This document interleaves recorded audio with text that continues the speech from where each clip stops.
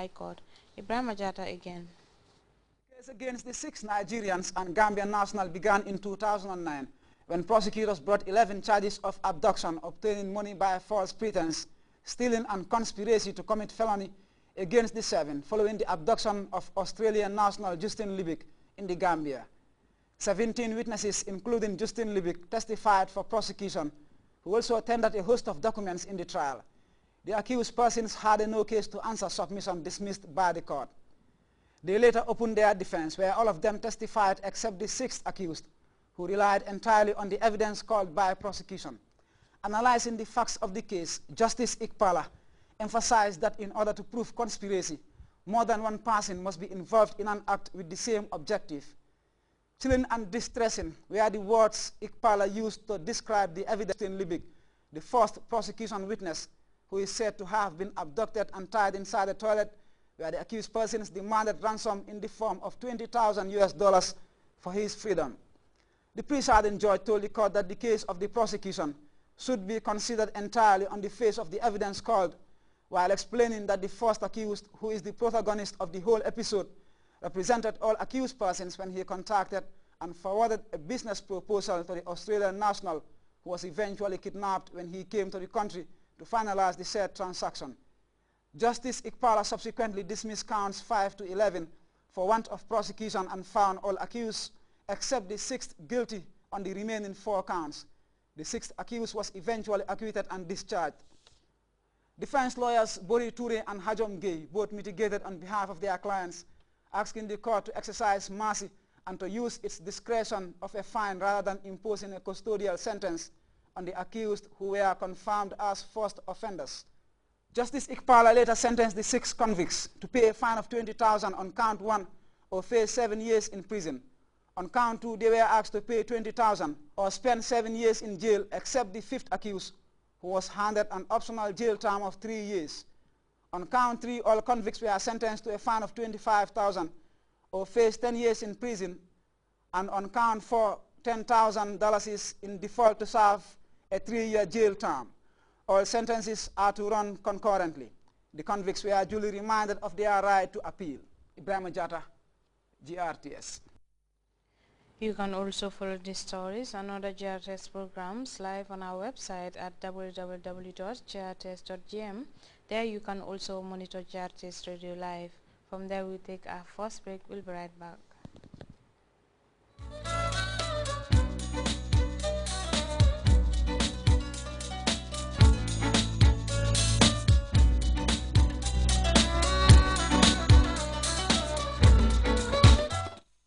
Welcome back. Egypt has fired over 600 police officers in response to calls by protesters for the dismissal of those blamed for the death of anti-Mubarak rioters in last January's uprising. As we hear in this report, the protesters recently converged on Cairo's Tahrir Square and are now demanding prosecution of the sacked police officers. It is the most massive purge ever of the Egyptian police. More than 650 police officers are out of jobs. Protesters have been demanding the heads of those police who killed and repressed demonstrators, calling for change last January. The Prime Minister saw danger on the horizon and ordered the heads to roll. It is probably what public opinion wants, to get rid of the police hierarchy behind the events of January 25th and the following days.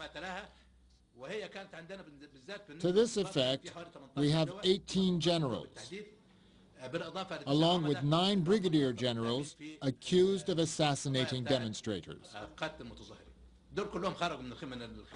Doing away with these police was one of the main demands of demonstrators who took to Tahrir Square again the past week.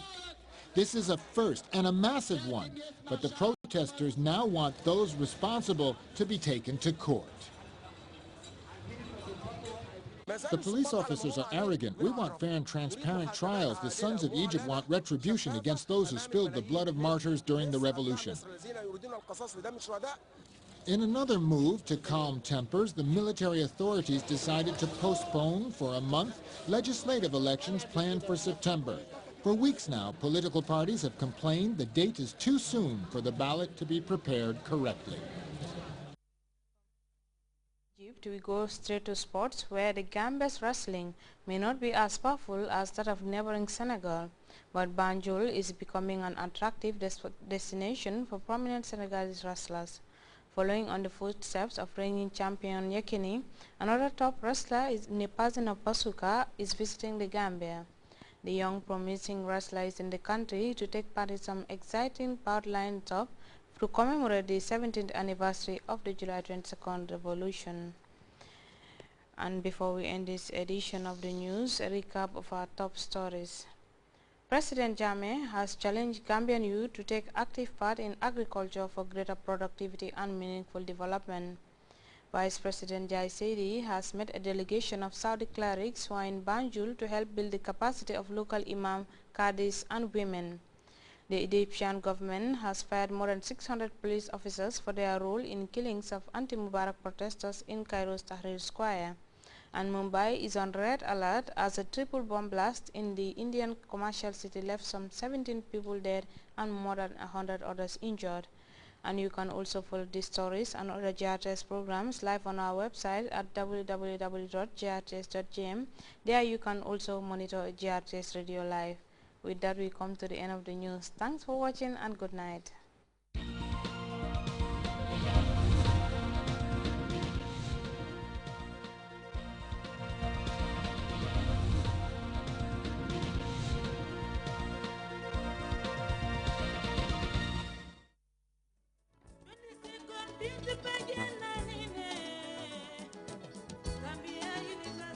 Under the distinguished patronage of His Excellency the President, Sheikh Professor Dr. Alhaji Yahya AJJ Chairman, the organizing committee of the Miss 22nd July Scholarship Pageant wishes to inform the general public that the finals will take place on July 23, 2011 at the Keraba Bet Hotel.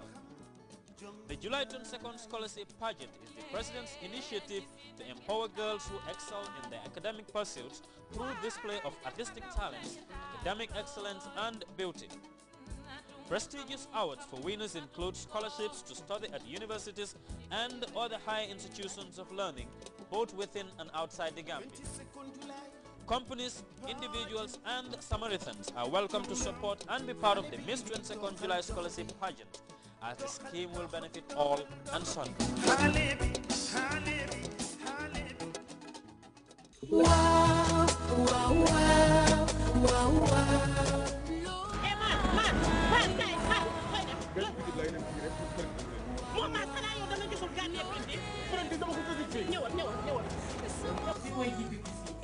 mooy printing bi nga xam ne bu nguur gi ko moom looloo tax ñu tuddee ko yàqu na fii yaa ngi gis loo soxla ci t-shirt ñu printal la pour million de t-shirt sax ñu printal la la maas muy defar écart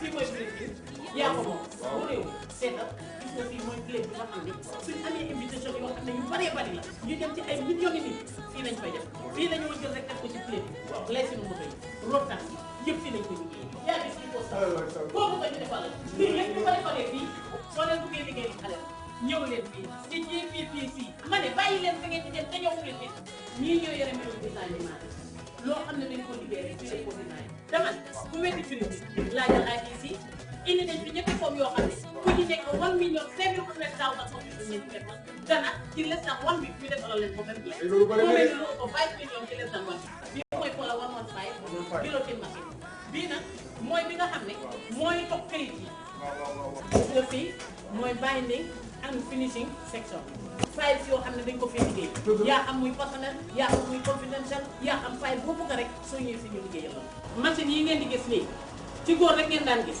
fii ci printing jigéen la fii la ñuy defaree nomba si yëpp ku ko copy rek di nga fay government yi parastatal si ñi nga xam ne dañu yore seen business individuel si loo bëgg a defar ñëwal fii ci printing ku fi ñëw ku nekk xamal na jël nga sa xaalis def ko fi nga xam ne fa nga ko war a def lépp la ñuy liggéey te nag li ma ci gën a tee neex du yàgg óor na amul demal dellu si ndax tamit bu mbokki la kon daal fii la di fo Your attention please.